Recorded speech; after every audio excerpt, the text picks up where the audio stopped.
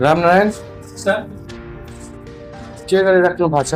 अहिले as find गरिरहेको छु। एज कस्तो एज? नाम र डेट अफ बर्थको अनुसार। ल एकचोटि फाइन गरेर हेराइदिनु त। पहिला यो किबोर्डमा स्कल टु थिच्ने होइन, हजुर फेरि ब्राकेट ओपन गर्ने अनि टुडे लेख्ने होइन, टुडे लेखेपछि ट्याबले एक्टिभ गर्ने, फेरि ब्राकेट ओपन गर्ने अनि माइनस गर्ने अनि यो सेललाई सिलेक्ट गरेर होइन फेरि ब्राकेट गर्ने, फेरि डिभाइड 365 ले होइन गर्ने, फेरि इन्टर थिच्ने।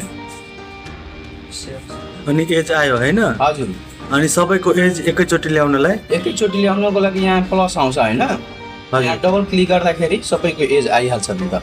ए ल ल थ्याङ्क यू। धन्यवाद।